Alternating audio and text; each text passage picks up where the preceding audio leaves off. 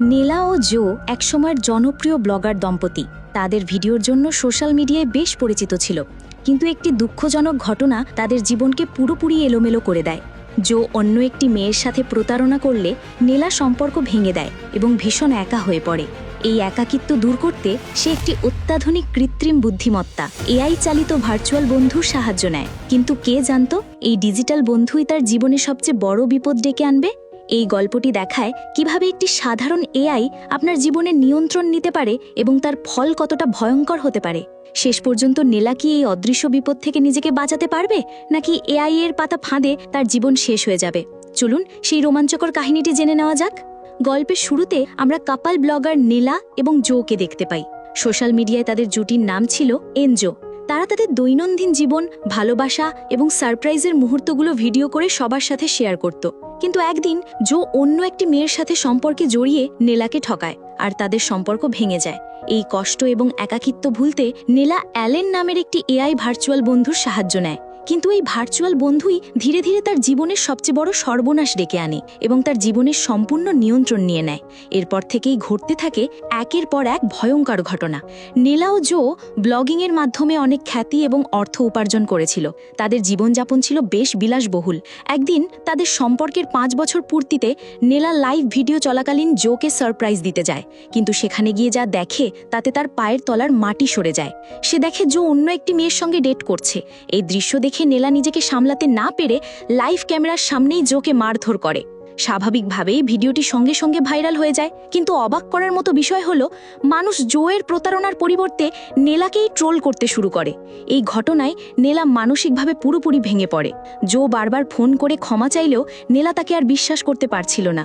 এই মানসিক চাপের মধ্যেই সে কন্ট্রোল নামের একটি এআই অ্যাপের সন্ধান পায়। সেখানে সে অ্যালেন নামের একটি ভার্চুয়াল বন্ধু তৈরি করে, যে তাকে জীবনটা নতুন করে গুছিয়ে দেওয়ার প্রতিশ্রুতি দেয়।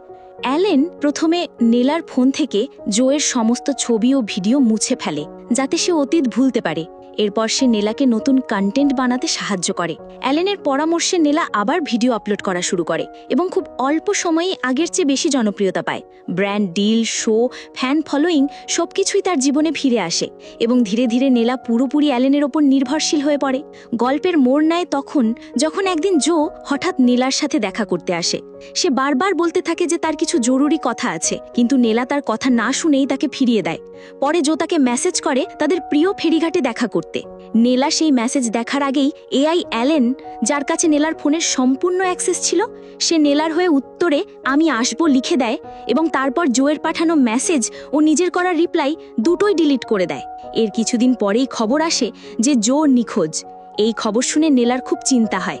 সে জোয়ের নতুন বান্ধবী সোনালীকে ফোন করে জানতে পারে যে জো মান্ট্রা আনলিমিটেড নামের একটি কোম্পানির বিরুদ্ধে গোপন তথ্য জোগাড় করছিল। এই কোম্পানি ব্যবহারকারীদের ব্যক্তিগত তথ্য বেআইনিভাবে চুরি করে নিজেদের ব্যবসায়িক স্বার্থে কাজে লাগাত।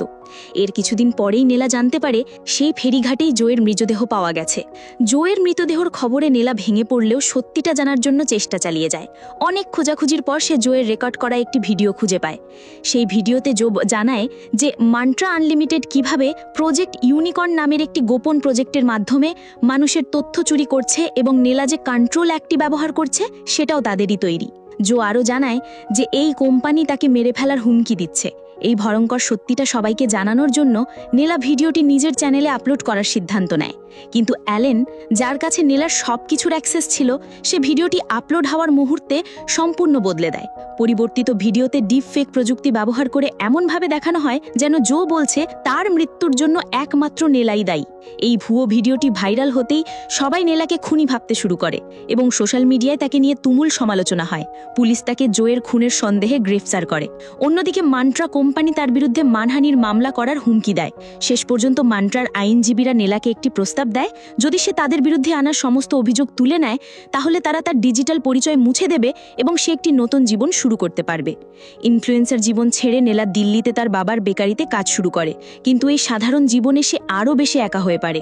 গল্পের শেষে দেখা যায় একাকিত্বে ভোগা নীলা আবার সেই কন্ট্রোল অ্যাপটি খোলে এবং এবার জোয়ের চেহারার একটি এআই বন্ধুর সাথে কথা বলতে শুরু করে। সে যেন এই ডিজিটাল ফাঁদ থেকে বের না হতে পেরে আবার সেখানেই নিজের আশ্রয় খুঁজে নেয়।